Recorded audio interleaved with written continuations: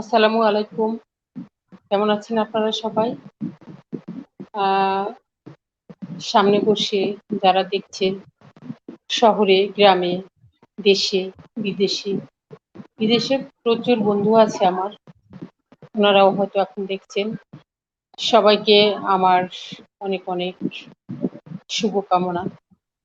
আমার প্রকৃতির পক্ষ থেকে অনেক অনেক শুভকামনা, গুড নিউজের পক্ষ থেকেও অনেক শুভকামনা। আর আজকে করোনা ভাইরাস নিয়ে কি বলবো, আসলে বলার কোনো ভাষা নাই। আজকে সর্বোচ্চ মৃত্যুর হার এবং আহ, আক্রান্তর হারও অনেক বেশি। তো বলার আসলে কোনো ভাষা নাই। খুব মন খারাপ হয়ে যায় এগুলো বলতে। আর এই মনটা ভালো রাখার জন্যই আপনাদের সাথে এই 1 ঘন্টা সময় কাটানো। আর হচ্ছে এই সময়টা আমি সত্যি আপনাদের কমেন্টস করে আপনারা আছেন এগুলো জেনে বুঝে আমার মনটা সত্যি ভালো থাকে। আর 1 ঘন্টার সময় আমি খুব ভালো থাকি। তো আমাদের মাঝে আজকেও অত্যন্ত একজন গুণী গুণী ব্যক্তিত্ব আছেন। আর ওনার পরিচয় আসলে দিতে হয় না, তাকে দেখলেই সবাই চিনে যায়। তো আমরা চলে যাচ্ছি এখন মূল অনুষ্ঠানে। সুপ্রিয় দর্শক এবং শ্রোতা, যে যেখান থেকে আমাদেরকে দেখছেন শুনছেন, সবাইকে স্বাগতম জানাচ্ছি আমাদের আজকের অনুষ্ঠানে। আমরা জানি সারা বিশ্ব আজ থমকে গিয়েছে করোনা ভাইরাসের আক্রমণ, সেই সাথে থমকে গিয়েছে আমাদের মন, থমকে গিয়েছে আমাদের চঞ্চলতা। তার মধ্যেও আমরা থেমে থাকতে চাই না, আমরা বেঁচে থাকতে চাই, ভালোভাবে বেঁচে থাকতে চাই। চাই আপনাদের মন সবসময় প্রফুল্ল থাকুক, ভালো থাকুক, সেই প্রচেষ্টায় আমাদের এই আয়োজন থাকে। আমাদের এই অনুষ্ঠানে যদি আপনাদের বিন্দু মাত্র ভালো লেগে থাকে, কিছুটা সময় যদি আমরা আপনাদেরকে এই করোনার দুশ্চিন্তা থেকে দূরে সরিয়ে রাখতে পারি, সেটাই হবে আমাদের সাথে। আজও আমরা একজন গুণী মানুষের সান্নিধ্য পেয়েছি, আপনাদের সঙ্গে থাকবেন। নতুন করে আর বলার কিছু নেই। তিনি একদম করোনার শুরু থেকে ফ্রন্ট লাইনার সম্মুখ যোদ্ধা হিসেবে কাজ করে যাচ্ছে। শুধু তিনি নয়, তার পুরো টিম করোনার যুদ্ধে লড়াই করে যাচ্ছে। শুধু লড়াই করে যাচ্ছে না, সেই সঙ্গে তিনি চালিয়ে যাচ্ছে গান। আজ শুনবো সেই গল্পের কথা, শুনবো সেই গান। আজ আমাদের সঙ্গে আছেন গাজী মেডিকেল কলেজের চেয়ারম্যান এবং প্রতিষ্ঠাতা সঙ্গীত শিল্পী ডাক্তার গাজী মিজান।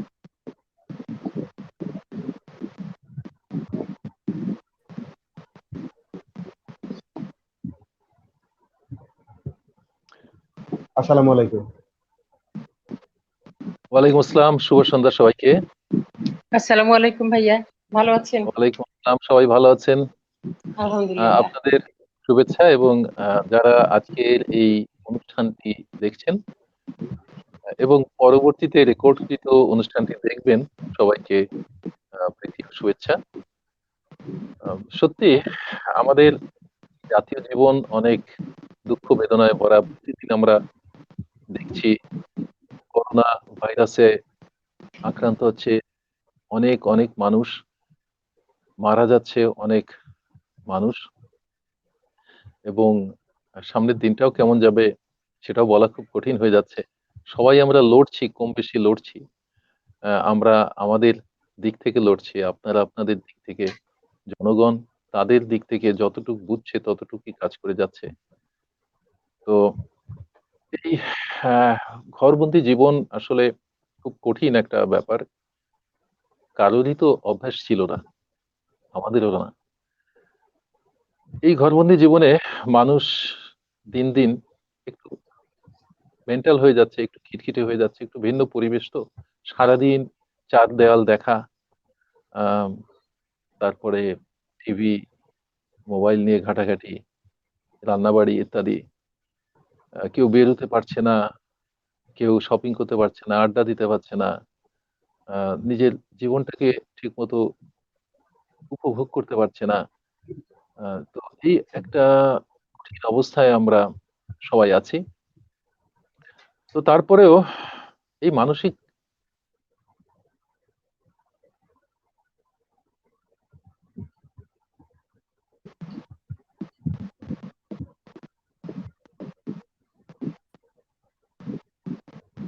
বিষণ্ণতা বা মানুষই আসার জন্য আমরা সঙ্গীত চর্চা করে থাকি। আমি ব্যক্তিগতভাবে ছোটবেলা থেকে সঙ্গীতের সঙ্গে জড়িত আছি।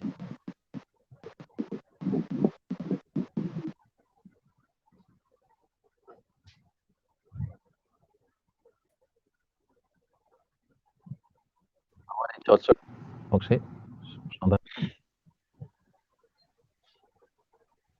এই আছি আর কি। দিনকাল এভাবে যাচ্ছে। সারাদিন রোগী, হাসপাতাল ইত্যাদি আমাদের টিম নিয়ে ব্যস্ত থাকতে হয়। মানুষ বিভিন্ন রোগ শোক নিয়ে আসে আমাদের কাছে, তাদের চিকিৎসা, অনলাইনে চিকিৎসা, টেলিফোনে সবসময় আসতেই থাকে। এই লাইভ করছি, এর মধ্যে না হলেও বেশ টেলিফোন আসতেই থাকবে। বাই দিস টাইম দুবার দেখেছেন যে কেটে যাচ্ছিল, দুটো টেলিফোন আসছে, আমি শুধু ডিক্লাইন করে দিচ্ছি। তো এইভাবেই জীবনটা চলছে আর কি। আচ্ছা, শুরুতে আপনার কাছে আজকের এই একটু জানতে চাই। লাইভে জি। একটু বলি, আমার মনে হয় যে আমরা গানের পাশাপাশি যদি করোনা সংক্রান্ত কোনো প্রশ্ন থাকে, আহ, এর লক্ষণ উপসর্গ কিভাবে কিভাবে চলতে হবে, এর চিকিৎসা কেমন আছে, সেই প্রশ্নগুলো যদি কারো থাকে অবশ্যই চেষ্টা করবো জবাব দিতে। হ্যাঁ, যারা আপনারা দেখছেন সবাই, আপনাদের কাছে যদি স্বাস্থ্য বিষয়ক কোনো পরামর্শ থাকে তো অবশ্যই কমেন্টস করবেন। আমাদের ডাক্তার সাহেব অবশ্যই উত্তর দিবেন। আর পাশাপাশি আপনারা লাইভটা শেয়ার করে দিবেন। শুরুতে একটু আমরা ডাক্তার সাহেবের কাছে জানতে চাই। আমরা জানি যেখানে আমাদের দেশের অন্যান্য হসপিটাল গুলো শুরু থেকেই, বিশেষ করে বেসরকারি হসপিটাল গুলো শুরু থেকেই অন্যান্য রোগী দেখা, করোনা রোগী তো বাদ দিয়ে দিলাম, দেখা বন্ধ করে দিয়েছিল শুরু থেকেই। তো সেই জায়গাটায় আপনি একদম শুরু থেকে, যখন এই দেশে করোনা আসলো বা চায়নাতে যখন শুরু হলো, তখন থেকেই আপনি প্রস্তুত ছিলেন। তো এইটা একটু যদি আমাদেরকে বলেন যে কেন আপনি শুরু থেকেই এইভাবে প্রিপারেশন নিয়ে রেখেছিলেন, যেখানে দেখুন, মানুষ দূরে করোনা সরে একটি যাচ্ছে। মারাত্মক ভাইরাস, বিশেষ করে কোভিড-19, যেটা কোভিড-19, এটা মারাত্মক ভাইরাস এই কারণে যে এটা খুব দ্রুত ছড়ায়, আর মৃত্যু হারও অন্যান্য করোনা গ্রুপের ভাইরাসের থেকে অনেক বেশি। আর এটা হঠাৎ করে খুব দ্রুত হয়ে যায়। একটা রোগ শুরু হওয়ার খুব বেশি সময় নেয় না, আর লক্ষণ উপসর্গ প্রকাশ করারও বেশি দেরি হয় না। এর মধ্যেই অনেক সময় দেখা যায় কি মানুষ মৃত্যুবরণ করে যাচ্ছে। আর এই ব্যাপারটা তো আমরা চিকিৎসক হিসেবে আমরা আগে থেকেই জানি বা জেনেছি। ফলে আমাদের একটা মানসিক প্রস্তুতি ছিল। যদিও অনেক হসপিটাল প্রথম দিক দিয়ে এগিয়ে আসতে পারেনি বিভিন্ন সীমাবদ্ধতার কারণে, প্রয়োজনীয় পিপিই তাদের সংগ্রহে ছিল না, সংগ্রহ করতে পারেনি, আমাদের দেশেও এগুলো তৈরি হতো না। ফলে অনেকেই ভীত সন্ত্রস্ত হয়ে সতর্কতা অবলম্বন করতে গিয়েই এমন একটা হয়েছে। তবে পরবর্তীতে যখন পিপিই সংগ্রহ করতে পেরেছি, এই সিনারিওটা অনেক ক্ষেত্রেই চেঞ্জ হয়ে গেছে। যদিও এখন লকডাউনের কারণে অনেক পেশেন্ট হসপিটালে চেম্বারে আসতে পারে না, সেক্ষেত্রে পেশেন্টের ফ্লোটা কিন্তু অনেক কম। হাসপাতাল, বেসরকারি হাসপাতাল বা সরকারি হাসপাতালগুলোতেও গতানুগতিক যেমন রোগী থাকে তার থেকে অনেক কম।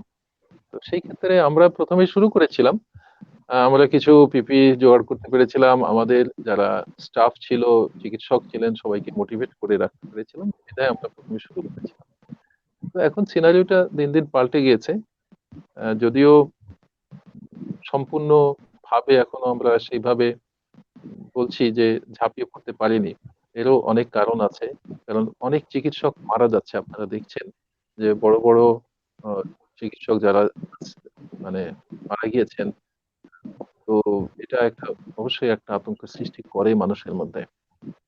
যাই হোক, আমরা এই আতঙ্ক যেটাই থাকুক, আমরা ভয়কে জয় করব, সামনের দিকে এগোবো, এই প্রত্যাশায় আমরা সবসময় লাগি। আমরা সবসময় একটা পজিটিভ চিন্তা ভাবনা করি। জি। আচ্ছা, সেই সঙ্গে আরেকটু যেটা জানতে চাই যে আপনি এই পুরো টিমের লিডার, টিম লিডার। তো আপনি আসলে আপনার যে টিম, তারাও কিন্তু শুরু থেকে আপনার সঙ্গে আছে। তো তাদেরকে আপনি কিভাবে মোটিভেট করেছিলেন? যদি একটু শেয়ার করেন তাহলে অন্য যারা যদি কেউ দেখে থাকেন তারা হয়তো আরো উৎসাহিত হবেন। আচ্ছা, মোটিভেশন করতে গেলে নিজের কাজ করতে হয়, ব্যাপারটা হলো সেটা। আমি যখন সামনে থাকবো তখন আমার যারা আমার সঙ্গে কাজ করে তারাও উৎসাহিত হবে, তারা সাহস সঞ্চয় করবে। সুতরাং এটা একটা বড় মোটিভেশন। আর দ্বিতীয়ত প্রয়োজনীয় যে সামগ্রীগুলো আছে সেগুলো যদি যথেষ্ট পরিমাণ জোগাড় করে দেয়া যায় তাহলে এটা আরো সুবিধা হয়। আর তৃতীয়ত যেহেতু আমরা চিকিৎসক, চিকিৎসা বিষয়ে অনেক কিছুই আমাদের জ্ঞানে আছে, সেহেতু কিভাবে সাবধান থাকতে হবে, সতর্ক থাকতে হবে, এই ব্যাপারগুলো তো আমাদের মধ্যে একটু বেশি, লোকজন বেশি সচেতনও বটে। আহ, তো এইভাবেই হয়ে গেছে, সাহস সঞ্চয় হয়ে গেছে, এবং আমরা ফ্রন্ট লাইনে ছিলাম এবং আছিও। আপনাদেরকে আবারও ভাইয়া আমরা আমাদের আমাদের দর্শকদের পক্ষ থেকে আমাদের কৃতজ্ঞতা জানাচ্ছি এবং আপনার পুরো টিমকে আমাদের পক্ষ থেকে কৃতজ্ঞতা জানাচ্ছি। হ্যাঁ, মিতু বলেন। ভাইয়া আমাদের অনুষ্ঠানটা হচ্ছে গান ফান আড্ডা। মানে এই মহামারী ভিতরে যে টেনশনে আমরা থাকি সারাক্ষণ, যে একটা ভয়ের মধ্যে থাকি, একটু মাথা ব্যথা হলে মনে হয় এই কোভিড-19 আমাদের আক্রান্ত করে ফেললো, একটু জ্বর হলে এই ভয়টা আমাদের মধ্যে কাজ করে। এই আমরা, লক্ষ্যে হ্যাঁ বলছি কি আমাদের যে আমরা প্রায় দেখছি যে এটা আমাদের মেসেঞ্জার, আমাদের যে হোয়াটসঅ্যাপ এবং মোবাইল ফোন নাম্বার অনেকেই জানে আমারটা, কন্টিনিউয়াস এগুলো আসতে থাকে। হয়তো কারোর গলা ব্যথা, কারোর একটু হাঁচি হয়েছে, কাশি হয়েছে, বা একটু পেট খারাপ হয়েছে, বা একটু নাকে গন্ধ পাচ্ছে না, এই লক্ষণগুলো নিয়ে প্রচুর আমাদের ফোন আসছে, প্রচুর কোয়ারি আসছে। আসলে সারা দিনের মধ্যে অন্তত 50-60টা এই বিষয়ে আমাদের ফেস করতে হচ্ছে, প্রায় প্রত্যেক চিকিৎসককেই। জি বলুন। হ্যাঁ, যেমন মনে হচ্ছে যে এই আমার একটু জ্বর জ্বর আসছে, রাতে মনে হলো একটু শীত লাগছে, তো এই হয়ে গেছে। আমি সারাদিন ক্যালকুলেশন করতে থাকি যে আমি কি ধরছিলাম, কি টাচ করছিলাম, কবে বাইরে গেছিলাম, কে আমার বাসায় আসছে। যদিও আমি 3 মাসে বাইরে যাইনি, একবার শুধু বাইরে গিয়েছিলাম, আমার শোরুম খোলা হচ্ছে 4 তারিখে, ওই দিনই। আর হচ্ছে আমাদের বাসায় কেউ আসেও না, আর জিনিসপত্র যা পারচেস এটা আমরা অনলাইনেই করে থাকি। তো এই টেনশনটা শুধু আমার না, সবার মধ্যে এটা থেকে যায় আর থাকে। তো ভাইয়া যাই হোক, এই বিষয় নিয়ে তো আপনাকে কথা বলতে হয় মিনিমাম 18 ঘন্টা, 24 ঘন্টার মধ্যে, এটা আমি জানি। তো আমাদের যেহেতু অনুষ্ঠানটা গান ফান আড্ডা, এবার একটা সুখের গান শুনতে চাই আপনার কাছ থেকে, দুঃখ ভোলার জন্য। ঠিক আছে। আহ, জানেন যে আমি দেশের গানগুলো অনেক বেশি পছন্দ করি, অন্যান্য গানের সাথেও দেশের গানগুলো বেশি পছন্দ করি, এবং অনেকগুলো প্রায় 100-র কাছাকাছি আমার বাংলাদেশের মানে দেশের গান রেকর্ডিং হয়েছে। তো সেখান থেকে আমি প্রথমে এই বাংলাদেশকে একটা ভালোবাসার গান করতে চাই। শিওর।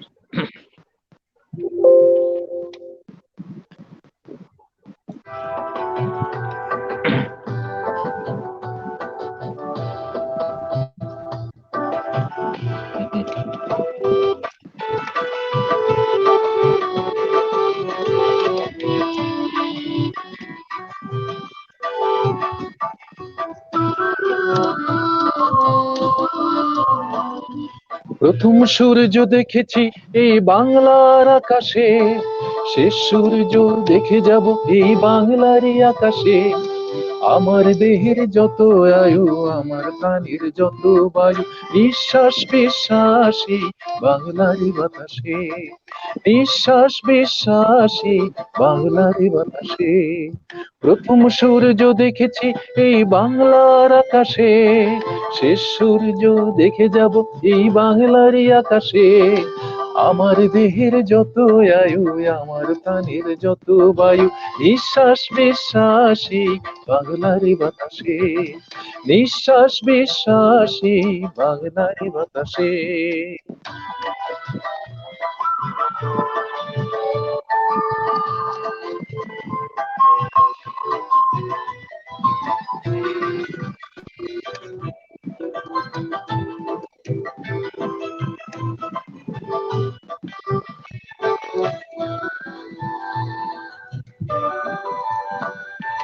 দু চোখের পাতা এক করলে ভাসে বাংলার মুখ, সারা পৃথিবীর কোথাও পাইনি বাংলার মতো সুর।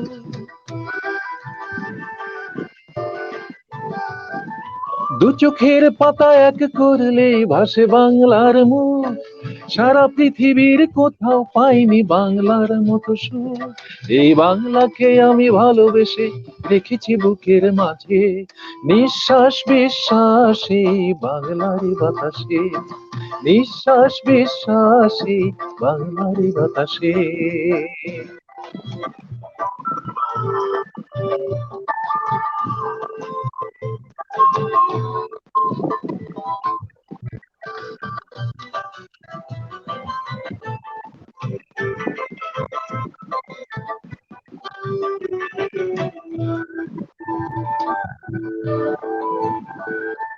সবুজের বুকে লাল পতাকা উড়বে চিরদিন, আমার বাংলা পরাজিত জানি হবে না কোনোদিন। সবুজের বুকে লাল পতাকা উড়বে চিরদিন, আমার বাংলা পরাজিত জানি হবে না কোনোদিন। এই বাংলার কোলে মাথা রেখে মরবো আমি এসে, নিঃশ্বাস বিশ্বাসে বাংলার বাতাসে, নিঃশ্বাস বিশ্বাসে বাংলার বাতাসে। প্রথম সূর্য দেখেছি এই বাংলার আকাশে, শেষ সূর্য দেখে যাব এই বাংলারই আকাশে। আমার দেহের যত আয়ু, আমার প্রাণের যত বায়ু, নিঃশ্বাস বিশ্বাসে বাংলারই বাতাসে, নিঃশ্বাস বিশ্বাসে বাংলারই বাতাসে। প্রথম সূর্য দেখে যাব এই বাংলার আকাশে, শেষ সূর্য দেখে যাব এই বাংলারই আকাশে। আমার দেহের যত আয়ু, আমার প্রাণের যত বায়ু, নিঃশ্বাস বিশ্বাসে বাংলারই বাতাসে, নিঃশ্বাস বিশ্বাসে বাংলারই বাতাসে, নিঃশ্বাস বিশ্বাসে বাংলারই বাতাসে। বাহ, বাহ, অনেক সুন্দর, অনেক সুন্দর। দেশকে আপনি অনেক ভালোবাসেন, আমরা জানি। আর গানেও বুঝে নিলাম যে আপনি প্রচন্ড ভাবে বাংলাদেশকে ভালোবাসেন। আর আপনি তো মানুষকেও ভালোবাসেন, বাংলাদেশ ভালোবাসেন, এটা সবার জানা। তো এখন হচ্ছে একটা প্রশ্ন আমার অনেকদিন ধরে করতে ইচ্ছে করে, আপনাকে টিভি স্ক্রিনে দেখে, ইউটিউবে দেখে, ফেসবুকে দেখে। পারমিশন? Please please. আচ্ছা, নিজের ফিটনেস আপনি কিভাবে ধরে রেখেছেন, সেটা আমাদের সবার উদ্দেশ্যে বলেন। মজার প্রশ্ন। ফিটনেসটা ধরে রাখা আসলে এটা খুব ম্যাজিক ব্যাপারে কিছু না। প্রথমত হেলথ কনসাসনেসটা একটা বড় ব্যাপার, স্বাস্থ্য সচেতনতা। সেটা হলো যে আমরা দৈনন্দিন যে আমরা কাজকর্ম করি, চলাফেরা করি, এর কিছুটা শৃঙ্খলা রাখতেই হয়। সেটা হলো নির্দিষ্ট পরিমাণ ঘুমকে এড়ানো, দুশ্চিন্তাকে এড়ানো, এই ব্যাপারগুলো সবসময় আমি এক্সারসাইজ করি। আমি যেমন খুব টেনশন লেস থাকতে পছন্দ করি এবং থাকার চেষ্টা করি এবং নিজের থেকে সেটা প্র্যাকটিস করি। আমার যতই বিপদ আপদ আসুক না কেন, আমি কিন্তু খুব ধীর স্থির ভাবে সেগুলো চিন্তা করি, সেগুলো সমাধান করার জন্য চেষ্টা করি। আমার মধ্যে টেনশন ব্যাপারটা খুবই কম। আপনি যদি মনে করেন যে কত 2, 5, 10% হয়তো আছে, এর বেশি নেই। দ্বিতীয়ত যেটা ফুডিং এর যেটা মানে খাওয়ার ব্যাপার, যেটা এটা একটা প্রধান ব্যাপার। খাওয়ার ব্যাপারটা হচ্ছে আপনি ওজন নিয়ন্ত্রণ করে রাখতে হবে একটা জায়গায়। আমরা যেমন চিকিৎসকরা বলি বডি মাস ইন্ডেক্স, একটা বিএমআই বলে থাকি, অর্থাৎ আপনি হাইট কতটুক, আপনার বয়স কত, আপনার ওজন কত থাকা দরকার, এরকম একটা মাপ আছে। আপনি গুগল করে দেখতে পারেন বিএমআই কি জিনিস, আপনার হাইট, ওয়েট, এগুলো বয়স, এগুলো দিয়ে আপনি বিএমআই নির্ধারণ করতে পারেন যে আপনি এত হাইট, আমি 176 সেন্টিমিটার হাইট, আমার ম্যাক্সিমাম ওয়েট নেওয়া দরকার 76 কেজি, 68 টু 76 কেজি। তো আমি সবসময় চেষ্টা করি যে এই ওজনটার মধ্যে নিজেকে ধরে রাখা। তার একটা প্রধান উপায় হচ্ছে খাবার নিয়ন্ত্রণ করা। আমরা সবাই খেতে পছন্দ করি, বিভিন্ন হোটেল রেস্টুরেন্ট টেস্ট করে দেখি, বিভিন্ন ধরনের রান্না করে থাকি। এখন ইউটিউব থেকে অনেক রেসিপি নিয়ে সেগুলো রান্না করে খাবার তৈরি করে খেতে পছন্দ করছি, কিন্তু ক্যালোরি হিসাব করে আপনার খেতে হবে। একজন মানুষের হয়তো 2000 থেকে 2500 ক্যালোরি ডেইলি ইনটেক করা দরকার যদি সে মোটামুটি ফিজিক্যাল কাজ করে। তো সেই হিসাবে ক্যালোরি নেওয়া, আহ, সেটা সকালে, দুপুরে, রাত্রে আমরা 3টা যে মেজর ফুড খেয়ে থাকি 3 বেলাতে, এর মাঝে যেগুলো হয়তো স্ন্যাক্স খেয়ে থাকি বা কোনো ফ্রুটস খেয়ে থাকি, এই সবগুলো নিয়েই কিন্তু আমাদের একটা ক্যালোরি সেট আপ করতে হয়। তো এই ক্যালোরি সেট আপের ব্যাপারে আমি খুব আহ, সচেতন। আর আহ, যেটা আছে, যেটা খাবারের মধ্যে কি খাওয়া যায় বেশি, কি খাওয়া যায় কম, এটা কিন্তু খুব একটা বড় ব্যাপার। যেমন আমি যখন বুঝেছি যে আমার ওজন নিয়ন্ত্রণে রাখতে হবে, তখনই আমি আমার খাদ্য তালিকা থেকে রেড মিট, তারপরে ধরুন যেগুলো চর্বি জাতীয় খাবার, এগুলো অলমোস্ট আমি বাদ দিয়ে দিয়েছি। অলমোস্ট মাসে 2-1 বার যে বিরিয়ানি খাওয়া হয় না সেটা না, বাট আপনি ধরে নেন যে 30 দিনের 28 দিনে আমি এগুলো টাচ করি না। আমি ভাত খুব কম খাই। আপনি আশ্চর্য হবেন যে আমি হয়তো ডেইলি 50 গ্রামের বেশি ভাত খাই না, 50 গ্রাম চালের। আহ, আমি শাকসবজি খুব বেশি পছন্দ করি, শাক বেশি খাই, মাছ বেশি খাই, মানে প্রোটিনটা আমি বেশি খাই। আর সবজি তো বললামই, গ্রিন ফ্রুটস, গ্রিন সবজি, এগুলো আমি বেশি খাই। আর যেগুলো মিষ্টি আমি মোটেই খাই না, মানে কার্বোহাইড্রেটটা আমি অনেক, প্রায় ধরতে পারেন যে 20 বছর আগে থেকে আমি কার্বোহাইড্রেট কন্ট্রোল করে ফেলেছি, কার্বোহাইড্রেট খুবই কম খাই। এই মিষ্টি মিষ্টি জাতীয় কোনো কিছু, ভাত রুটি, এগুলো কিন্তু একদম মিনিমাম। এই গেল মোটামুটি খাদ্য তালিকা। আর আরেকটা হচ্ছে যে আপনি যখন হাসি খুশি থাকবেন আপনার চেহারা এমনি ভালো থাকবে, এটা একটা বড় ব্যাপার। আমি হাসতে পারি, আমি দুঃখের মধ্যেও হাসতে পারি। আমি আমার হ্যাঁ, দুঃখটাকে টাচ করতে দেই না অনেকটাই বলতে পারেন। আর থ্যাংক ইউ, অনেক আর এই গান, গুরুত্বপূর্ণ কথা শুনলাম। থাকে আর হচ্ছে শিল্পী। মনের খাদ্য যেটা আছে, হ্যাঁ মনের খাদ্য যেটা আছে সেটাও আমার আছে।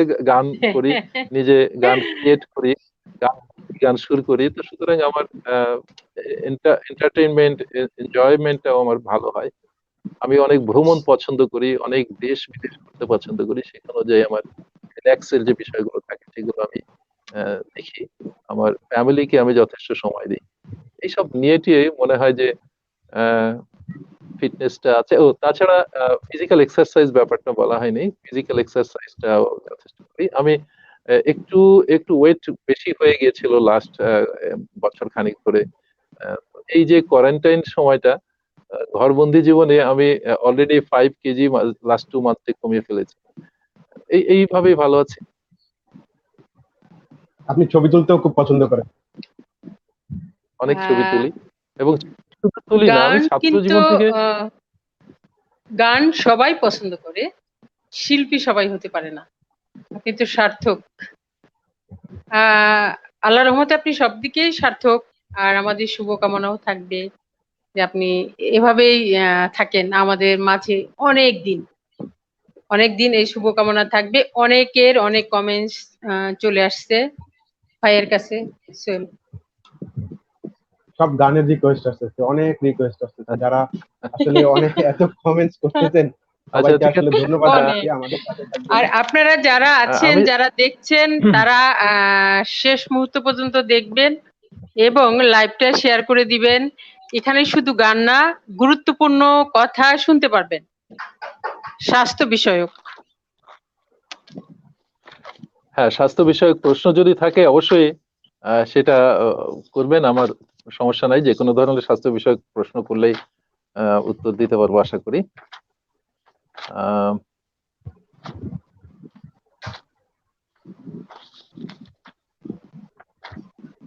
তো এখন কি একটা গান হবে না? জি হ্যাঁ, জি একটা গান হবে। তো আমি যে গানটা এখন গাইতে চাই সেটা, যেহেতু আমি খুলনায় থাকি আপনারা সবাই জানেন, হ্যাঁ, আমি খুলনাকে নিয়ে একটি গান করতে চাই। গানটি লিখেছিল সকাল, আমার সুর করা। এই গানটা আমি একটু খুলনার পক্ষ থেকে, খুলনা শহরের পক্ষ থেকে, খুলনার বাসিন্দার পক্ষ থেকে আমি আমাদের গানটি শোনাতে চাই।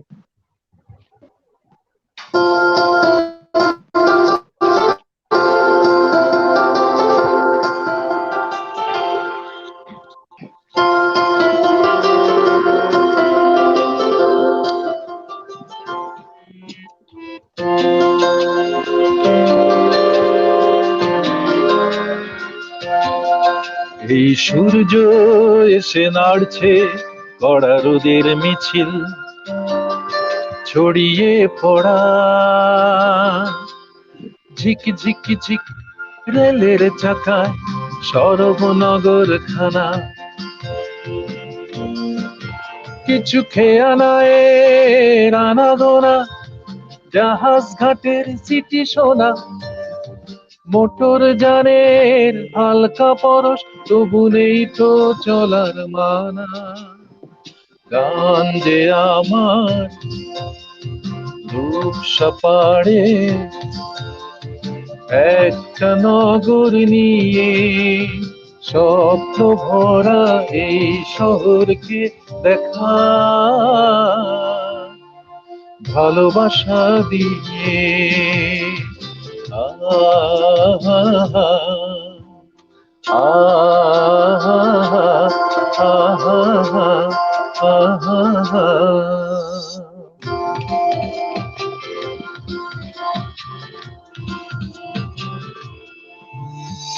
ইটের পরে ইটের সারি, দৃষ্টি কাড়া তিলোত্তমা, হাজার বাড়ি পিচ ঢালানো সেই রাজপথ, দুঃসহ নয় সেই যানজট ঘড়ির কাঁটাতে। গান যে আমার রূপসা পাড়ে একটা নগর নিয়ে, স্বপ্ন ঘেরা এই শহরকে দেখা ভালোবাসা দিয়ে।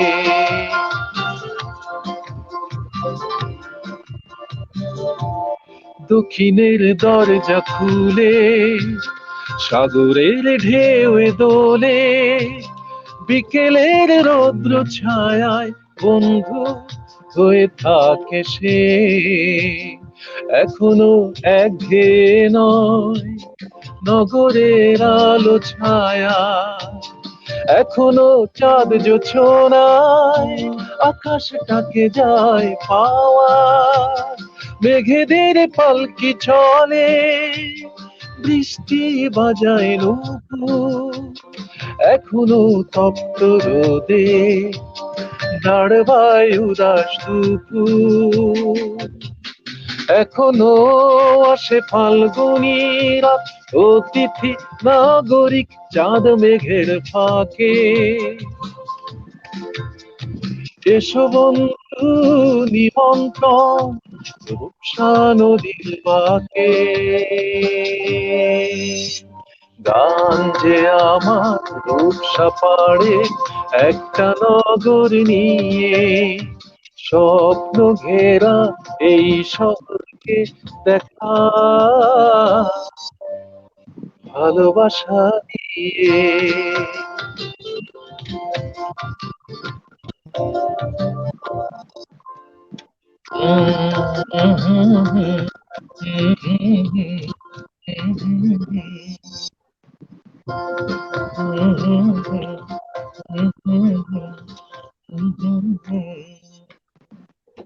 Thank you.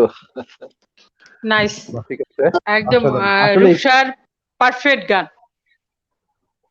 আমার পার্সোনাল আইডিতে ভাইয়া একজন লিখেছেন, ওনার নাম হচ্ছেন কুয়াশা, ওনার বয়স হয়েছে 40, উনি বিটা প্রো 2.5 খায়, আর কোনো মেডিসিন খায় না, কিন্তু ওনার চুল উঠে যাচ্ছে এখন প্রচুর।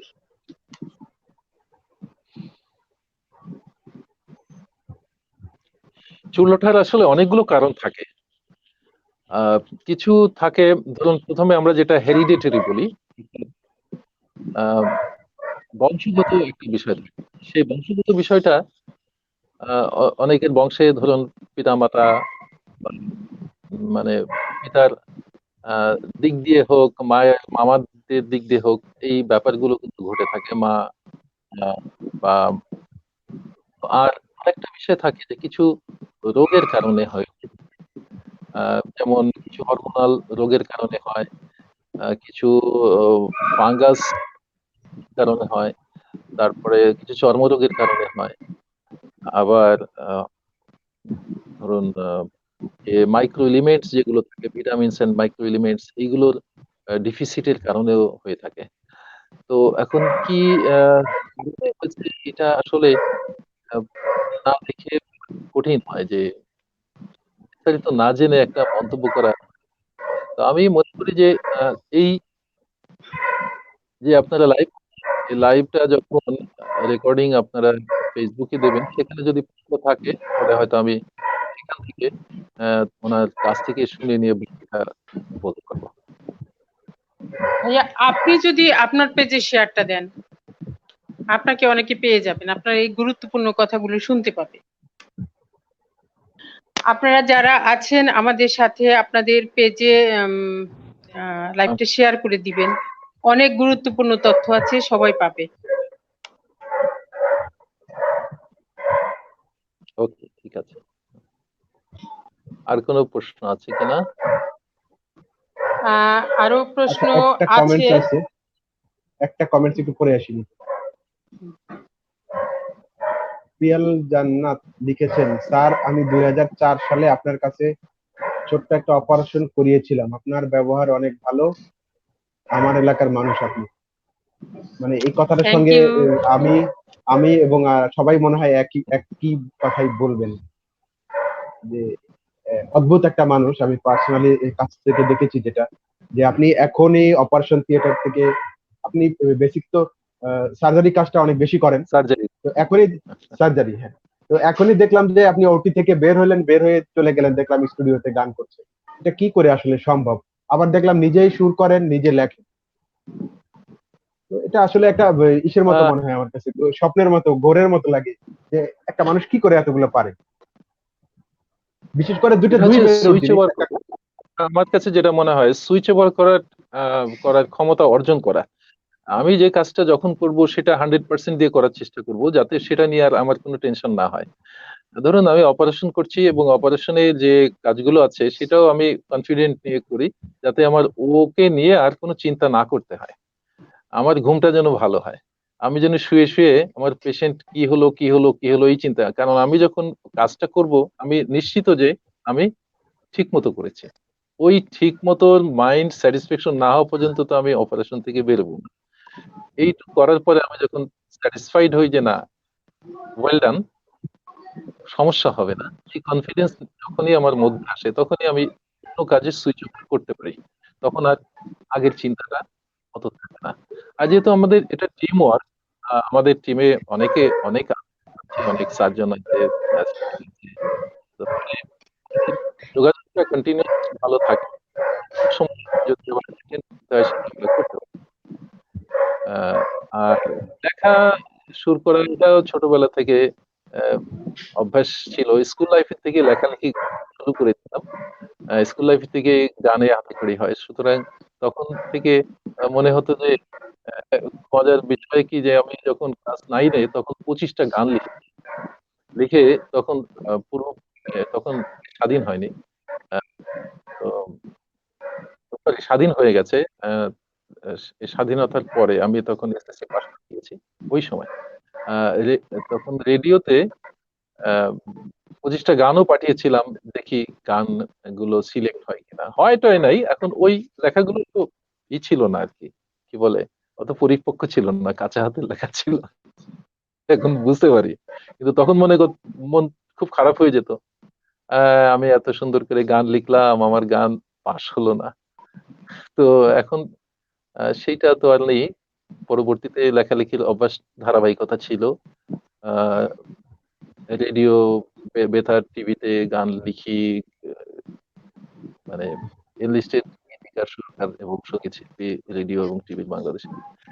সেটাও অনেক আগে থেকে 1996 থেকে আহ, প্রায় 23-24 বছরই যুক্ত আছি, এই আর কি। এখানে হচ্ছে যে শুধু রুগী যে শারীরিক ট্রিটমেন্ট পাচ্ছে সেটা কিন্তু না, মানসিক ট্রিটমেন্টও পাচ্ছেন।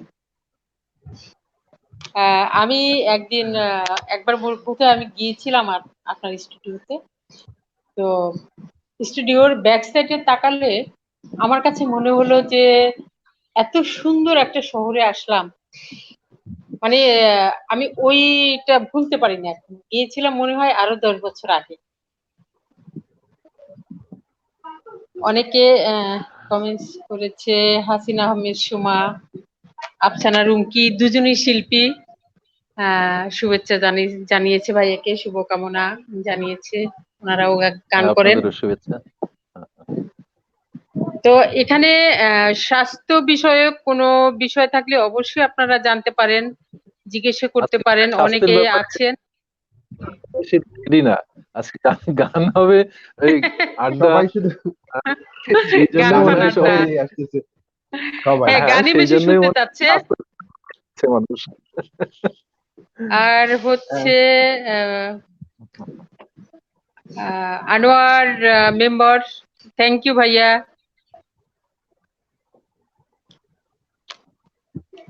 সবাইকে ধন্যবাদ যারা অনেকে কমেন্টস আছেন, করছেন অনেকে আসলে। আছেন, অনেকে আছেন।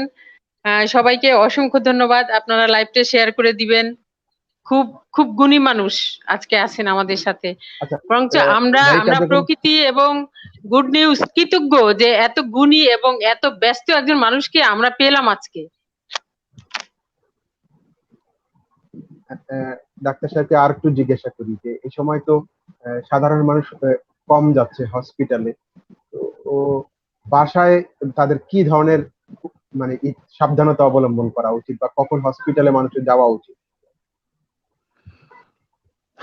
দেখুন, হসপিটালে, বাসায় তো যদি কোনো প্রাথমিক কোনো লক্ষণ, উপসর্গ, কোনো রোগ আম, হয়, সেটা বাসা থেকে টেলিফোনে অথবা আম, মোবাইলে, ফেসবুকের মাধ্যমে অথবা টেলিমেডিসিন অনেকেই দিচ্ছে, আমাদের বাংলাদেশ সরকারও দিচ্ছে, তারপরে বিভিন্ন অর্গানাইজেশন দিচ্ছে, চিকিৎসকদের অর্গানাইজেশন দিচ্ছে, আমরা দিচ্ছি। আমাদের আমাদেরও একটা গ্রুপ আছে, ডাক্তার দেখাও একটা গ্রুপ আছে, সেখানে আমরা নিয়মিত চিকিৎসা সেবা দিচ্ছি। তবে যে রোগগুলো সদ্য হয়েছে, আহ, যেটা হয়তো কিছু মেডিসিন না দেখে দেওয়া যায়, সেই ধরনের চিকিৎসাই কিন্তু দেওয়া সম্ভব। অ্যাকচুয়ালি কোনো রোগ বা কোনো রোগীর যে চিকিৎসাটা সম্পূর্ণভাবে ফিজিক্যাল এক্সামিনেশন ছাড়া দেওয়া এটা ঠিক হয় না।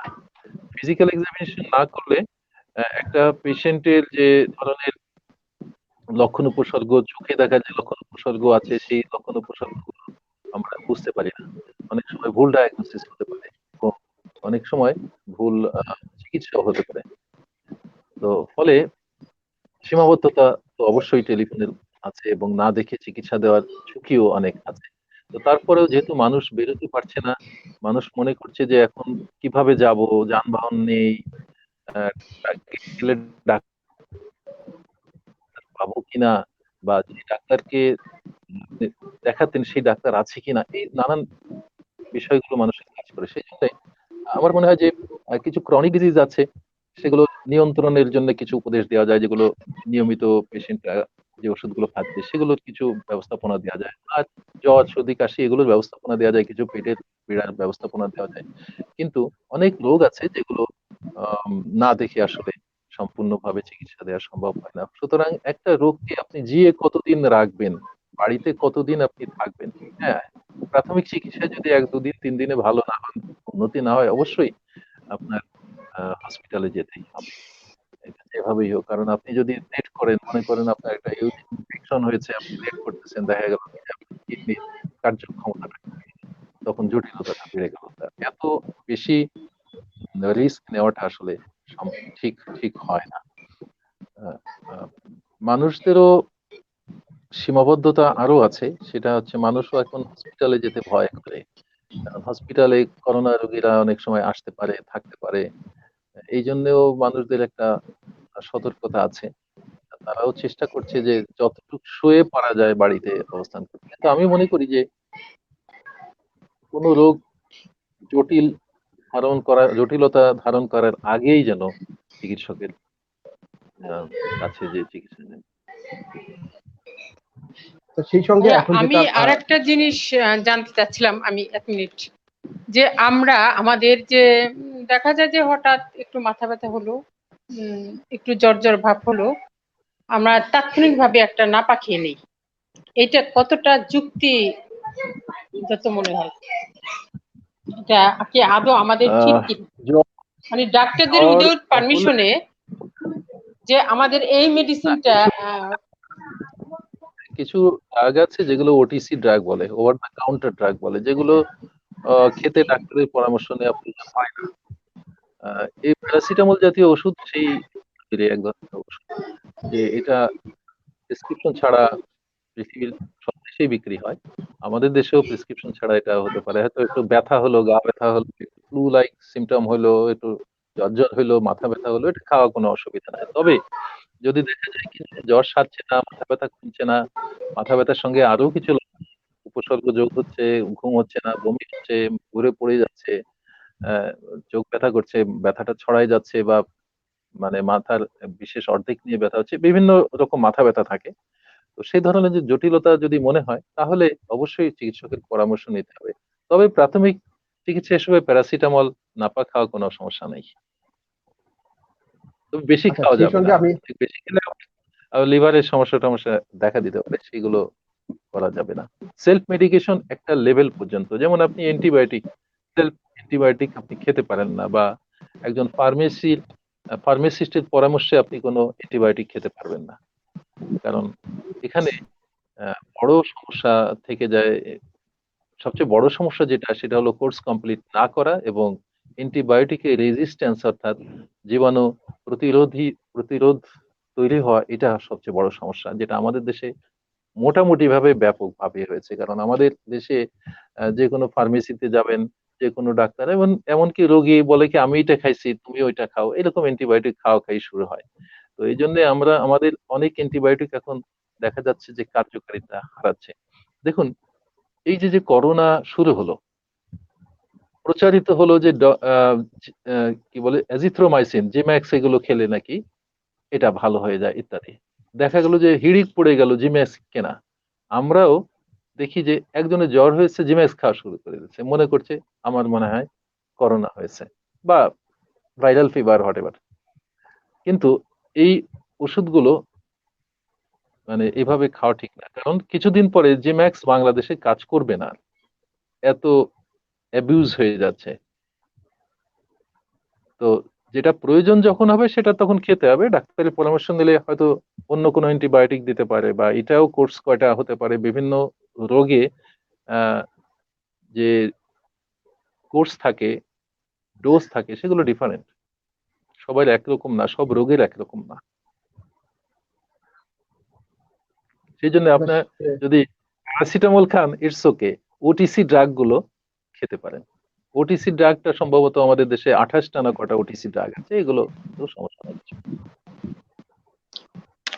অনেক অনেক ধন্যবাদ। এটা আসলে সবারই জানা দরকার ছিল যে আমরা ডাক্তারের খেয়ে ফেলি। আচ্ছা, আমার যেটা জানার দরকার ছিল, অনেকেই আজকাল দেখি জানতে চায় যে আসলে শরীরের ইমিউনিটি সিস্টেম কি করে বাড়ানো যায়, বা কি খেলে ইনস্ট্যান্ট বেড়ে যাবে। এটার বিষয়ে যদি একটু বলতেন। অ্যাকচুয়ালি ইনস্ট্যান্ট বাড়বে এরকম কোনো ধনন্তরী কোনো বিষয় নাই। আহ, ধনন্তরী বিষয় নেই এই জন্য যে আহ, আমাদের অ্যাভারেজ যে রোগ প্রতিরোধ ক্ষমতা নির্ভর করে বিভিন্ন ফ্যাক্টরের উপরে। তবে কি খেলে হয় সেটা ধরেন আমরা কি খেতে পারি, আমরা সবজি ফল এগুলো আমরা যদি বেশি খাই, ফলের মধ্যে কিছু ভিটামিনস থাকে, ভিটামিন সি থাকে, ভিটামিন ডি থাকে, এগুলো ইমিউনিটি বাড়াতে সহায়তা করে, রোল প্লে করে। আর যে ধরেন ভিটামিন ডিটা কোথায় পাবেন আপনি, রোদ লাগালে, সকালের রোদটা যদি আপনি লাগান, শরীরে লাগান, স্কিনের পরে যদি রোদ লাগে, তাহলে কিন্তু ভিটামিন ডি তৈরি হয়, ন্যাচারালি তৈরি হয়। তো আমাদের দেশে যারা রোদে কাজ করে, বিশেষ করে কৃষক, তারপরে যারা রিক্সাওয়ালা বা যারা রোদে লেবাররা কাজ করে, এদের ভিটামিন ডি ডিফিসিয়েন্সিটা বেশি হয় না। বেশি হয় যারা আমরা ঘরের মধ্যে থাকি, আমাদের রোদ লাগার সম্ভাবনা কম থাকে, এরা কিন্তু ভিটামিন ডি ডিফিসিয়েন্সিতে ভুগে। এবং আমরা বিভিন্ন আমাদের দেশে যে রিসার্চ গুলো হয়েছে, যে স্ট্যাটিস্টিক্স গুলো আছে, যে যারা ঘরের মধ্যে থাকছে, ইভেন ডাক্তারদের মধ্যেও দেখা যায় কি 80% ডাক্তারদের ভিটামিন ডি ডিফিসিয়েন্সি হয়ে যায়। তাহলে পাবলিকদের, যারা অন্যান্য অফিসে কাজ করে, যারা রোদ বেশি লাগায় না, গাড়িতে চলাফেরা করে, তাদেরও তো ভিটামিন ডি ডিফিসিয়েন্সি হয়ে যায়। ভিটামিন সিটা আমরা টক ফল যেগুলো আছে, লেবু জাতীয় যে ফলগুলো আছে, এখানে প্রচুর পরিমাণে থাকে, সেগুলো আমরা সবাই কম বেশি খেয়ে থাকি। শাকসবজিও খেয়ে থাকি। তো ভিটামিন ডি টা একটু আমাদের অ্যাকোয়ার করা দরকার, বা ভিটামিন ডি সাপ্লিমেন্ট নিয়মিত খাওয়া উচিত। তবে অবশ্যই ভিটামিন ডি যদি বা শরীরে বেশি হয়ে যায়, সেটাও ক্ষতিকর। এটা পরীক্ষা করে তার লেভেলটা জেনে তারপরে ডিফিসিয়েন্সি যেটুকু অভাব থাকে সেইটুকু পূরণ করাই বুদ্ধিমানের কাজ, আমি বলবো। আমরা অনেক তো ভালো রোদের অবস্থা ভালো। রোদে যেতে চাই না, কারণ আমরা কালো হয়ে যাব, এই একটা টেন্ডেন্সি আমাদের ভিতরে আছে যে আমরা রোদে যাব না। এটা আসলে আমাদের মধ্যে হুম, হুম। থাকা উচিত না। সব আপুদের উদ্দেশ্যেই বলছি যে আমাদের দেখুন, আমি মধ্যে আমি এটা থাকা উচিত আমি না। এই কথাটা আমরা বলছি যে রোদে যাব। শুনুন, আমি এই কথাটা বলতে চাই আপনাকে, আপনি সুন্দর একটা কথা বললেন যে কালো হয়ে যায়।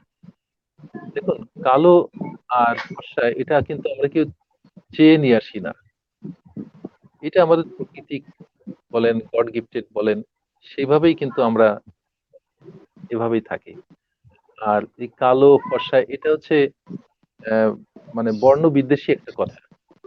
আমি এই কথাটা খুব একটা পছন্দ করি না, এবং সবাইকে বলবো যে আপনারা, এই আমাদের দেশে এরকম হয়, ওই ওই ছেলেটা কালো, ওর নাক বোঁচা, ওর নাক কাটা, ও দেখতে কেমন, অর্থাৎ ও কালো কুচকুচে, বিভিন্ন ভাবে অ্যাডজেক্টিভ দিয়ে বর্ণনা করা হয়, যেটা খুবই আহ, লজ্জাজনক আর কি, এবং বিব্রতকর বটে, যে সে তো, বা আমি তো আমার এই কালারের জন্য দায়ী না, বা আমার চেহারার জন্য দায়ী না, এটা আমার গড, আল্লাহ দিয়েছেন। আমরা মা বাপের যে পিতা মাতার বা বংশগত যে বৈশিষ্ট্য থাকে সেভাবেই পেয়েছি। এখানে তো বর্ণ বৈষম্য অথবা কালার ডিফারেন্স যেটা আছে সেটা হওয়া উচিত না। তো আমি মনে করি যে আম, আমাদের দেশের অনেকেই ফর্সা হওয়ার জন্য খুব ব্যস্ত হয়ে থাকে। আমরা ডাক্তার হিসেবেও দেখি যে ফর্সা হওয়ার ক্রিম কি, ফর্সা কি খেলে হয়, এই ধরনের প্রশ্ন অনেকের আমরা সম্মুখীন হই।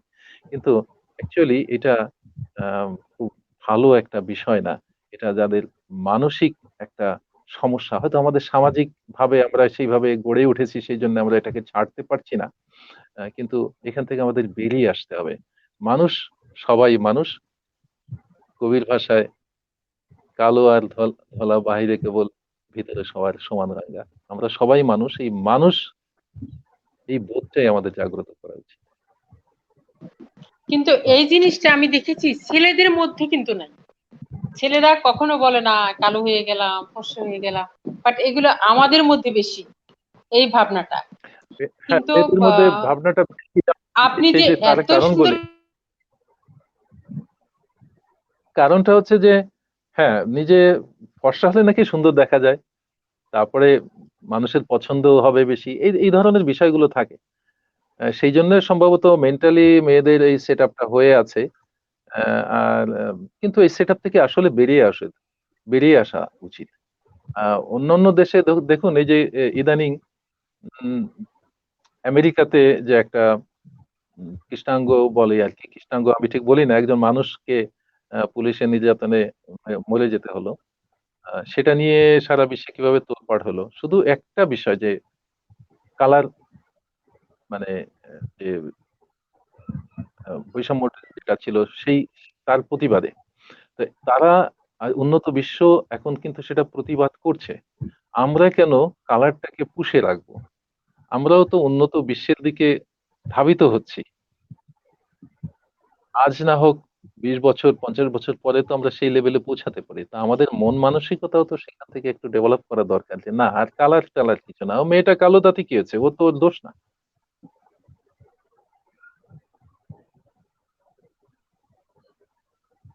আহ, অনেক অনেক সুন্দর একটা মেসেজ সবার জন্য, মানে ছেলেদের উদ্দেশ্যে বলছি, যে অনেক ছেলে বিয়ের সময় চিন্তা করে যে ওই মেয়েটা কালো, না হবে না, ওই মেয়েটা ফর্সা, বাট ওটার সাথে বিয়ে হবে।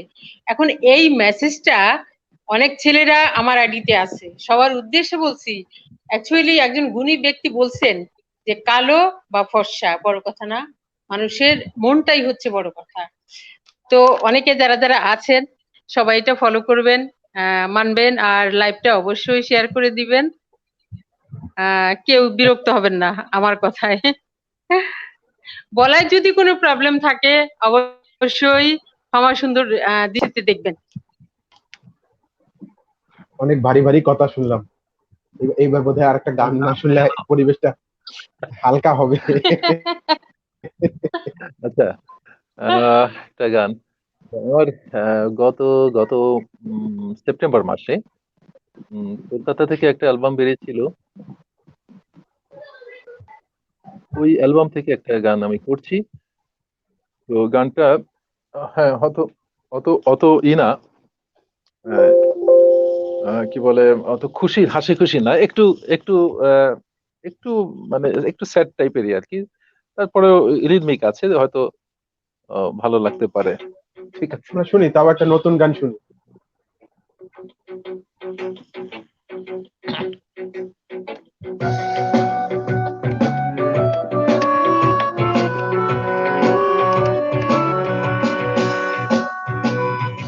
একটা ফুল কিনেছিলাম ফুলদানিতে রাখবো বলে, ফুল করে রাখি বইয়ের পাতার ভাঁজে।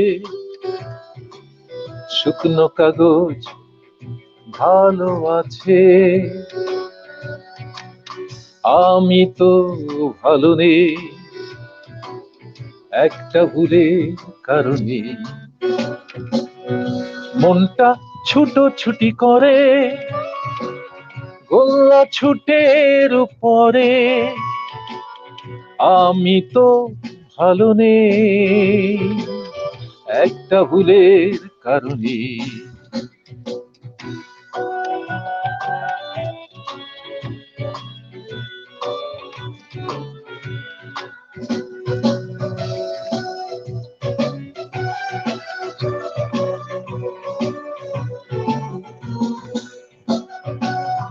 ভুল তো মানুষের স্বভাবে, এভাবে কি দিন যাবে? ভুল তো মানুষের স্বভাবে, এভাবে কি দিন যাবে? কেউ কি আছে আশেপাশে ভুলগুলো শুধরাবে? আমি তো ভালো নেই একটা ভুলের কারণে। কিনেছিলাম ওই বাতাস, ওড়াবো ঘুড়ি সে বাতাসে, ঝোড়ো বাতাসে সুতো ছিঁড়ে যায়, হয়নি ওড়ানো কিছুতে। আমি তো ভালো নেই একটা ভুলের কারণে। একটা ভাবি হয় অন্যটা, দিন যায় আয় শূন্যটা, হিসেব এমনই আমি না জানি, সুখ খুঁজি বিরহেই। আমি তো ভালো নেই একটা ভুলের কারণে, একটা ভুলের কারণে, একটা ভুলের কারণে।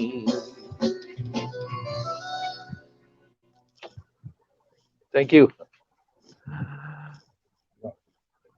আচ্ছা, একটা কমেন্ট আসছে, এখানে লিখেছেন, আমি ওটিতে গিয়ে ভীষণ ভয় পেয়ে গিয়েছিলাম, আপনি আমাকে হাসিয়েছিলেন আর ভয়টাকে দূর করে দিয়েছিলেন আপনার ম্যাজিক দিয়ে। আমি তখন অনেক ছোট ছিলাম, তখন থেকে আজও আপনাকে মনে আছে। শুধু আপনার ব্যবহারের জন্য আল্লাহ দীর্ঘায়ু করুক আপনাকে, ভালো থাকবেন। আমরাও সেই কামনা করি, আপনার দীর্ঘায়ু কামনা করি। আর সেই ম্যাজিক বেঁচে থাক হাজার হাজার বছর। মজার হয় কি, বেশ কিছু পেশেন্ট আছে, মানে ছিল আমার বা হয়েছে, ইভেন তারা, আমি অপারেশনের সময় ধরুন স্পাইনাল অ্যানেস্থেসিয়া দিয়ে অনেক অপারেশন করে, সিজার বা এই ধরনের অনেক অপারেশন আগে করতাম। তো সেই অপারেশন গুলোর সময় অনেকেই বলেছে যে আপনার গান গাইতে হবে, তাহলে আপনার কাছে অপারেশন হবো। এটা খুব অ্যামেজিং এক মানে বিষয়। হ্যাঁ, আবার অনেকে বলেছে আমার বাচ্চাটা যখন হবে আপনার কিন্তু একটা রবীন্দ্রসঙ্গীত গাইতে হবে ওই সময় যখন বের হবে।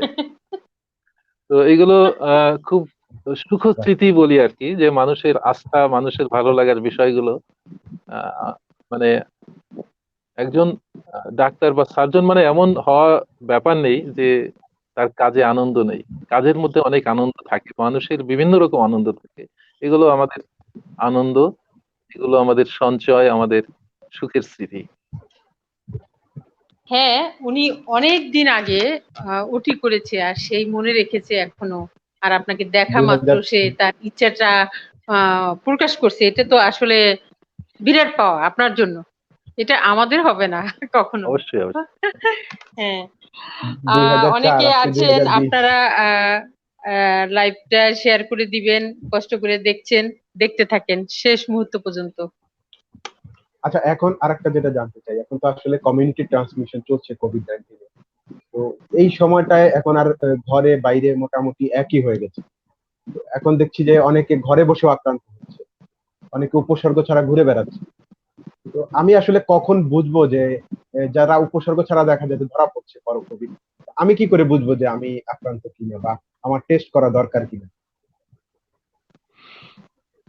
না, এটা বোঝার কোনো উপায় নেই যে কোনো লক্ষণ না থাকলে অথবা সরাসরি কোনো কোভিড রোগীর সংস্পর্শে না গেলে টেস্ট করতে হবে এমন কোনো ধরা বাঁধা কথা নেই।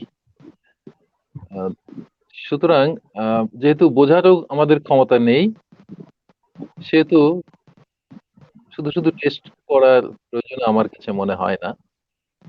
কমিউনিটি ট্রান্সফার যেহেতু চলছে, এখানে প্রায় 80% মানুষেরই কিন্তু তেমন কোনো লক্ষণ উপসর্গ থাকবে না, 20%-এর লক্ষণ উপসর্গ থাকবে। এবং এর থেকে হয়তো হাইয়েস্ট 5% মানুষের হয়তো আইসিইউ সাপোর্ট প্রয়োজন হয়। কমিউনিটি ট্রান্সমিশন যেটা হচ্ছে, আসলে আমাদের সাবধানে থাকা ছাড়া আর কোনো উপায় অ্যাকচুয়ালি নেই। আমরা সম্ভবত যদি এইভাবে চলতে থাকে তাহলে আস্তে আস্তে এটা দীর্ঘস্থায়ী হবে। WHO বলেছে যে এটা দীর্ঘস্থায়ী হওয়ার সম্ভাবনা, যেহেতু আমাদের দুটো সমস্যা। একটা হচ্ছে যদি লকডাউন অনেকদিন চলে তাহলে জীবন জীবিকা যে ব্যাপারগুলো থাকে সেগুলো খুব কঠিন অবস্থায় চলে যায়। তো সেই জন্যে দীর্ঘস্থায়ী লকডাউন চলবে না পৃথিবীর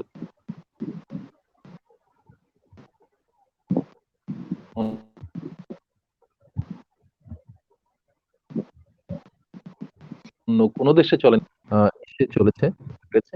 কিন্তু আনফরচুনেটলি এই স্বল্পস্থায়ী লকডাউন গুলো আমাদের দেশে খুব কার্যকর হয়নি, যার জন্যই কমিউনিটি ট্রান্সমিশনটা হয়ে গেল। তারপরেও আমার কাছে মনে হয় যদি খুব কড়াকড়ি ভাবে আহ, অন্তত একটি মাস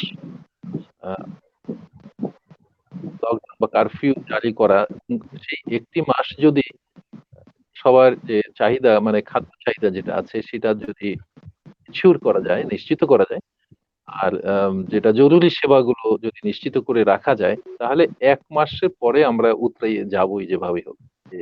আমরা তখন আর বেশি দিন এটা টিকতে পারবে না, বিকজ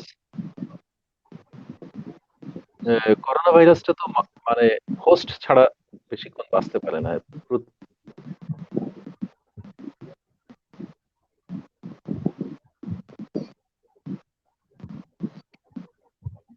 পৃথিবীতে বেশি বাঁচার ফলে দেখছি যে মানুষের থেকে মানুষের যে সংক্রমণ যেটা হয় সেটা যাতে না হয়, সেজন্য সবাই যদি যার যার অবস্থানে থাকে, হ্যাঁ, এই অবস্থানে যারা আক্রান্ত হয়ে আছে তারা অবশ্যই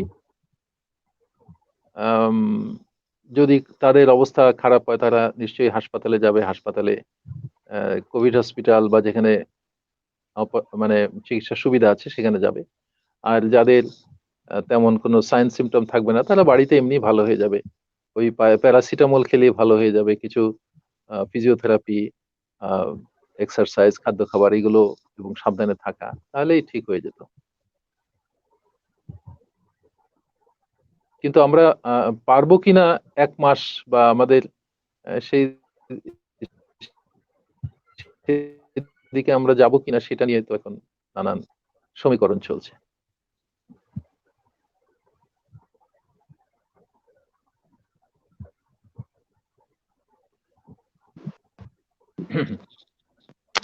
আমাদেরকে ভালো থাকার জন্য, অনেক বছর ভালো থাকার জন্য, আমাদের জন্য 30 দিন লকডাউন থাকা কঠোরভাবে এটা কোনো সমস্যা না। আমরা যদি সবাই চেষ্টা করি সেটা আমরা অবশ্যই পারবো। আর আমরা যদি সরকারের দিকে তাকিয়ে থাকি তাহলে আমরা কিছুই পারবো না, কারণ সরকার একা প্রতিটা দরজায় দরজা যে নক করে আমাদেরকে বলবে না তোমরা সতর্ক থাকো, তোমরা সাবধানে থাকো। বাট তারা কিন্তু সরকার টিভি, সেটা বলছেও তো, হ্যাঁ, সরকার সেটা তারা বলছে, বিভিন্ন সরকার সেটা মিডিয়াতে বলছে, বলছে। আর বলছে হচ্ছে আমাদের পুলিশরা আমাদের যারা আমাদের মতো ক্ষুদ্র ব্যবসায়ী তাদের পাশেও আমাদের মাননীয় প্রাইম মিনিস্টার আছেন। সে বলছে যে আমাদের প্রণোদনা দিয়েছেন, আমরা অবশ্য এখনো পাইনি। তো আমাদের পাশে সে আছে, উনি উনি আমাদের থেকে সরে যায়নি। তো আমরা চাই যে 1 মাস 2 মাস কষ্ট করে হলেও আমরা বাসায় থাকবো, বাসায় থাকার চেষ্টা করব। আমার আইডিতে অনেকে আছেন প্রকৃতির অনেক আপুরা, অনেক ভাইয়েরা আছেন, আমার পার্সোনাল আইডির আমার ফ্রেন্ডরা। আমরা আশা করব যে ভাইয়া যে কথাটা বলছে এটা অবশ্যই আমরা ফলো করব। আমরা ফলো করলে আমাদের পরিবার বাঁচবে, পরিবার বাঁচলে আমাদের দেশটাও বাঁচবে, আমাদের সমাজটাও অনেক সুন্দর হবে, আমরা পাবো সুস্থ একটা পৃথিবী। তো অনেকে আছেন আমাদের সাথে, লাইভটা শেয়ার করে দিবেন। অসংখ্য ধন্যবাদ আপনাদেরকে, অনেক কষ্ট করে আমাদের কথাগুলো শুনছেন। আর ভাইয়ের কাছে আরো রিকোয়েস্ট থাকতে পারে গানের, স্বাস্থ্য বিষয়ক, অবশ্যই আপনারা করবেন। ভাইয়া আবার গানে চলে যাব।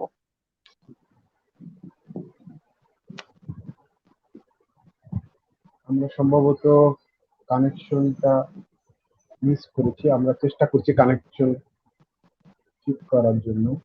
দর্শক যারা আছেন আমাদের সাথে একটু থাকুন, আমরা চেষ্টা করছি আবার কানেকশনটা দেওয়া যায় কিনা। হ্যাঁ ঠিক আছে, জি, আমরা পেয়েছি আবার।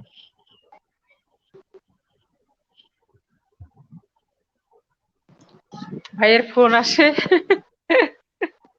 হ্যাঁ, ওই যেটা বলছিলাম হ্যাঁ, আসলে ফোন আসছে। কারফিউটাই মনে হয় এখন আমাদের, কারফিউটাই বোধহয় এখন আসলে জরুরি হয়ে পড়েছে, হয়তোবা আমরা তাহলে তাড়াতাড়ি উতরে যেতে পারবো আর কি। হ্যাঁ, কারফিউর কার্ফিউ সিদ্ধান্ত জাতীয় কিছু আসলে তো আমরা তো নিব না, আমাদের সরকারি এটা সিদ্ধান্ত নিবেন।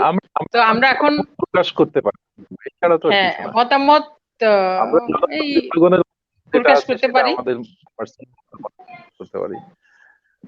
বিজ্ঞ ভাই আবার জনরা গানে আছে যাব। তারা সিদ্ধান্ত নেবে। কথায় কথায় অনেক তো সময় পার করে ফেললাম, একটা লাস্ট গান শুনবো, আনন্দের একটা। তো ঠিক আছে, লাস্ট না, আরো কথা আছে। ভাইয়াকে তুমি এত না সহজে আজকে পাচ্ছ শেষ, না। না না, রুগী বসে থাকতে পারে তার। আবারও আসবো, অসুবিধা নেই। জি, আমার আহ 10টার পরে অনেককে টাইম দেওয়া আছে, আমি মেসেঞ্জারে তাদের জানিয়ে দিয়েছি যে 10টার পরে স্বাস্থ্য বিষয়ক মানে যেগুলো জমা আছে আজকে আমার টেলিমেডিসিনের। বলেছি রাত 10টার পরে আপনাদের সাথে কথা বলবো। সো 10টা আচ্ছা, তাহলে শেষ গানের আগে পরে শুধু একটা প্রশ্ন। ঠিক আছে। ডক্টর গাজী মিজান সিঙ্গার, তার সবচেয়ে ভালো গুণ কোনটা, সবচেয়ে খারাপ গুণ কোনটা, এটা জানতে চাই। আমার কি ভালো গুণ আমি সেটা বলতে পারবো না অ্যাকচুয়ালি। খারাপ গুণ কোনটা সেটাও বলতে পারবো না। আসলে আমরা সামনেটা দেখি, আল্লাহ চোখ দিয়েছে আমাদের সামনে, আমরা সামনে দেখি, পিছনটা কিন্তু আমরা দেখি না। তো একটা মানুষ যেমন আপনারা আমার সামনেটাও দেখেন, সাইড দেখেন, পিছনের চারিদিকটা দেখেন, আমি কিভাবে চলি, কিভাবে হাঁটি, কিভাবে খাই, কিভাবে কথা বলি। সো আপনারাই মানে বিচার করতে পারবেন যে what is good, what is not good or bad. ঠিক আছে, কোনটা ভালো কোনটা মন্দ, আমার নিজেকে বিশ্লেষণ করা খুব কঠিন। আমি মনে করি এটা আপনাদের পরেই ছেড়ে দেওয়া। আমরা তো সবই ভালো দেখতে পাই, তাহলে তো সবই ভালো। সেটা সেটা আপনাদের দৃষ্টিকোণ থেকে যেটা দেখেই আমি মেনে নিতে রাজি। আমি অ্যাকচুয়ালি আমাকে অনেকে পছন্দ করেন, অনেকে পছন্দ করেন না, এটা কোনো ব্যাপার না। যার যার ব্যক্তিগত অভিমত, ব্যক্তিগত দৃষ্টিভঙ্গ থাকতেই পারে। না, আপনাকে পছন্দ করার সংখ্যা অনেক বেশি, না পছন্দ করার সংখ্যা মনে হয় খুবই কম। সবাইকে তো স্যাটিসফাই করা যায় না, বুঝতে পারছেন? হ্যাঁ, সবাইকে তো স্যাটিসফাই করা যাবে না। হ্যাঁ, আমাদের এই প্রোগ্রামটা হয়তো কারো ভালো লাগবে, কারো খারাপ লাগবে। যদি ভালো লাগে আমাদের সার্থকতা, যদি খারাপ লাগে আপনারা দেখবেন না। গান গাচ্ছে বলবে, বলেই ফেলবে, ঠিক আছে। তো ইট ডাজন্ট ম্যাটার, সে তার পছন্দ না সে বলবে, অসুবিধা কি? হ্যাঁ, সেটাই। আমাদেরও অনেকে ইনবক্স করে যে করোনার সময় আপনারা কেন ওই গান বাজনা করেন, এই অনুষ্ঠান করেন। হ্যাঁ, আমাকে বলে, আমি বেশ কয়েকটা লাইভ করেছি, এরকম বলে। ঠিক আছে, কারোর বলার থাকলে সে বলুক, অসুবিধা নেই। হয়তো কেউ বলবে যে ও চিকিৎসা রোগী ফেলে দেন গান গাচ্ছে। আরে বাবা, আমি কি 24 ঘন্টায় রোগী দেখবো নাকি? রোগী ট্রিটমেন্ট করতে পারি নাকি?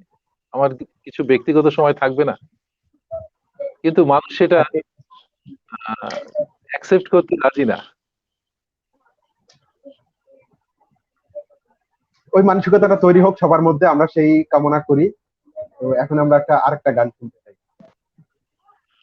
তো ঠিক আছে, আমি আমার একটা পপুলার গান আছে, যে এই গানটা আমি এখন একটু করে শোনাই, এবং আজকে আমি এই গানটা করেই বিদায় নেব। আমি দুঃখিত যে খুব বেশি সময় থাকতে পারলাম না আজকে। নেক্সট আবারও আসবো, আবারও গানে আড্ডা হবে।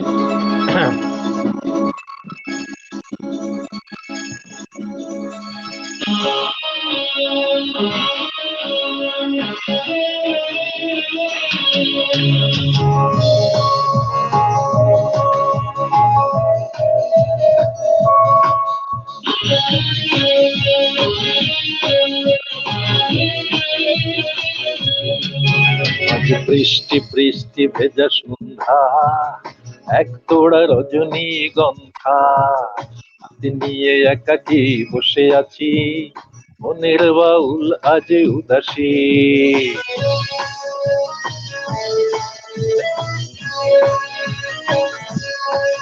আজ বৃষ্টি বৃষ্টি ভেজা সন্ধ্যা, এক তোড়া রজনীগন্ধা নিয়ে একাকী বসে আছি, মনের বাউল আজ উদাসী।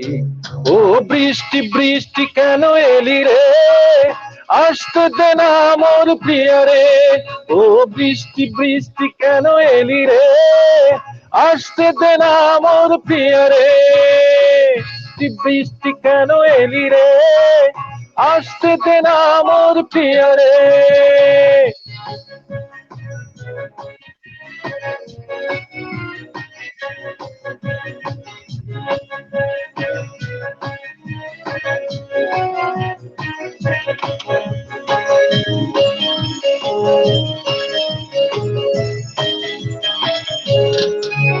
রসিক বৃষ্টি পোড়া মুখী, আমাকে করলি কেন এত দুঃখী? রসিক বৃষ্টি পোড়া মুখী, আমাকে করলি কেন এত দুঃখী? রজনীগন্ধা সে আড়ালে, হয়তো তুমি এসে দাঁড়ালে। যে গেছে মেঠো পথ আজকে, নাড়বে না কড়া কেউ দুয়ারে। যে গেছে মেঠো পথ আজকে, নাড়বে না কড়া কেউ দুয়ারে। ও বৃষ্টি বৃষ্টি কেন এলি রে, আসতে দে না মোর প্রিয়া রে। ও বৃষ্টি বৃষ্টি কেন এলি রে, আসতে দে না মোর প্রিয়া রে। ও বৃষ্টি বৃষ্টি কেন এলি রে, আসতে দে না মোর প্রিয়া রে।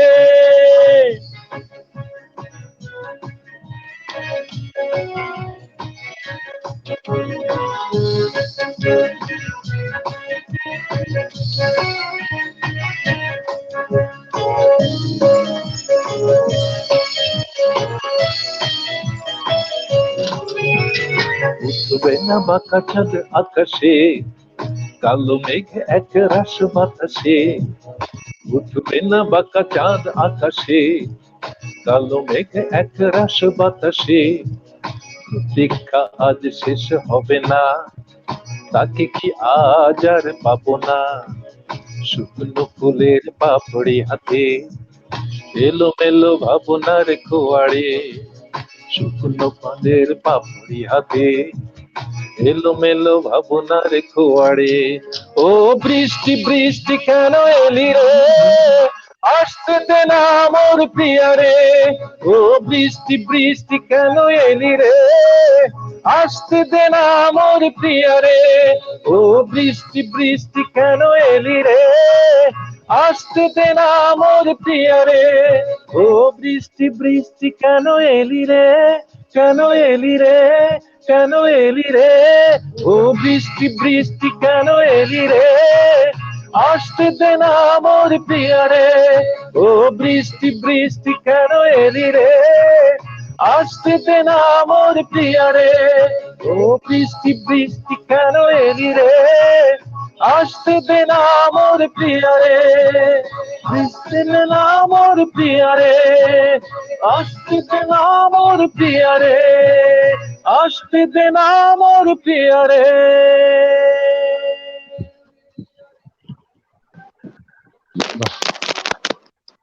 অনেক অসাধারণ অনেক গান সুন্দর, শুনলাম। অনেক সুন্দর, অসাধারণ। সবগুলো মানে গানই আজকে ভালো ছিল। সেই সঙ্গে আপনাকে আবারও হ্যাঁ, ধন্যবাদ এবং কৃতজ্ঞতা জানাচ্ছি আমাদেরকে আপনার গুরুত্বপূর্ণ সময়গুলো আমরা নিয়ে নেওয়ার জন্য। আপনার পুরো টিমকে আবারও আমরা কৃতজ্ঞতা জানাচ্ছি। আপনারা অনেক দিন ভালো থাকুন, সুস্থ থাকুন, আমাদের মাঝে সেবা দিয়ে থাকুন। শুধু ধন্যবাদ, ছোট্ট একটু ধন্যবাদ দিলেই শেষ হবে না। ধন্যবাদ দিয়া কত ধন্যবাদ দিব সে ভাষাও জানা নেই। তো এতটা মূল্যবান সময় আপনি আমাদেরকে দিলেন, আমরা সত্যি অভিভূত, আমরা কৃতজ্ঞ, আমরা মনে রাখবো অনেক দিন। আপনি সুস্থ থাকেন, ভালো থাকেন, জনগণের সেবা করেন, সেটা আমরা চাই। আর আমাদের জন্য দোয়া করবেন। আসসালামু আলাইকুম, গুড নাইট। আপনাদের সবাইকে ধন্যবাদ। কষ্ট করে এই অনুষ্ঠানটি দেখলেন। আমাদের অনেক হয়তো ভুল ত্রুটি হয়েছে, গানের মধ্যেও ভুল ত্রুটি হয়েছে। ক্ষমা সুন্দর দৃষ্টিতে দেখবেন।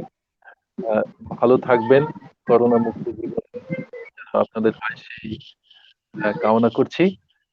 আর সারা বাংলাদেশ, সারা পৃথিবী যেন আবার সুস্থ হয়ে ওঠে, প্রাণ চাঞ্চল্যে কর্মতৎপরতায় ভরে ওঠে, এই কামনা করে আমিও বিদায় নিচ্ছি। শুভরাত্রি।